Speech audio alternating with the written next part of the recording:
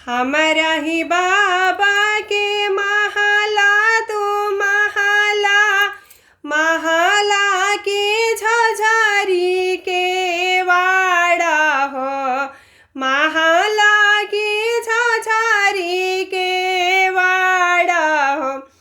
ताही महलवा पर लाला पर माना, ले ले रामैया जी के नाम, ले ले रामैया जी के नाम। ताही महलवा पर लाला पर माना, ले ले रामैया जी के नाम, ले ले रामैया जी के नाम। घोड़ावा चढ़ल अइले दुल्हा सुंदर दुल्हा, ससुर जी से अरज हमारा, ससुर जी से अरज हमारा।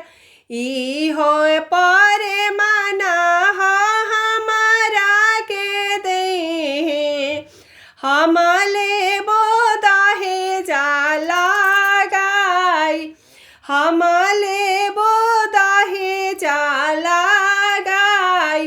ई हो पर मना ससुर जी हमारा के दे, हम लेबो दहेजा लगाई, हम लेबो दहेजा लगाई। रूसे ले आ जाना, रूसे ले बा जाना, रूसे सजना सब लोग, रूसेला सजना सब लोग।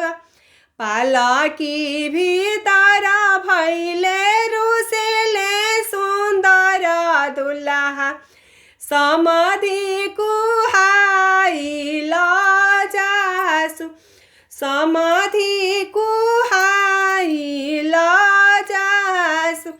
पालकी भीतर भैले रूसेले कवन दुल्हा, समाधि कुहाइल जाय, समाधि कुहाइल जाय। गैया त दिहानी भैंसिया ए बाबा, पर मना लागी रूसेला दामाद, पर मना लागी रूसेला दामाद।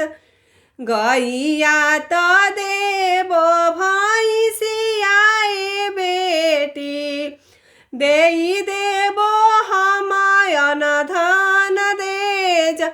गैया त देबो भैंसिया ए बेटी, देई देबो अन धन सहित, देई देबो अन धन सहित। एक नाही देबो मेलाला पर माना, ले ले रामैया जी के नाम। एक नाही देबो बेटी लाला पर माना, ले ले रामैया जी के नाम, ले ले रामैया जी के नाम। आता ना बचन जब सुनेले कवन समाधि, समाधि कुहाइल जासु, समाधि कुहाइल जास। फिरहु आजन फिरहु बाजन, फिरहु सकल समाज, फिरहु सकल समाज। बिना रे पर मना के बेटा नाही बियाहबी, फिर जाहूँ सकल बाराती, फिर जाहूँ सकल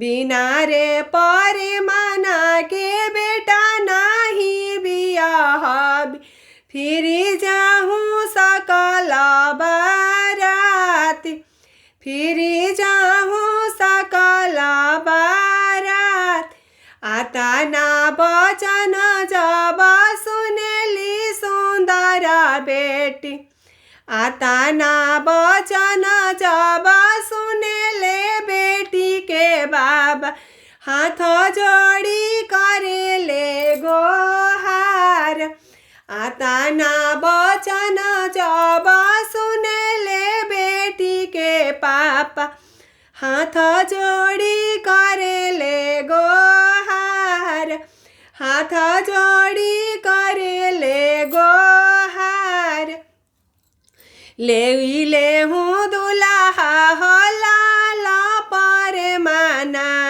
ले हूँ दुल्हा हो लाल पर माना सोने के पर माना बनाई सोने के पर माना बाझाई सोने का पर माना बाझा ले हूँ दुल्हा हो सोने के पर माना लेला पर माना बाझाई लेला पर माना बाझाई हँसे ले आ जाना हँसे ले बाजन हँसेला सजन सब लोग हँसेले सजन सब लोग पालकी भीतर भैले हँसेले कमन दुल्हा समाधि बिहासल जाय समाधि बिहासत जाय पालकी भीतर भैले हँसेले सुंदर दुल्हा समाधि बिहासत जासु समाधि बिहासत जास। बात सही बा कि एगो बेटी के बाप के जब अपन बेटी ही दे देता करेजा काढ़ी के तो और ही सामान देवे में ओकरा खातिर कोनो बहुत बड़ चीज़ नहीं के। चलिए बहुत बहुत धन्यवाद आप सबके, थैंक यू सो मच, दिल से धन्यवाद। अच्छा लगी तो शेयर करब जा, सपोर्ट करब जा, अपन प्यार आशीर्वाद बनवले रखे जा।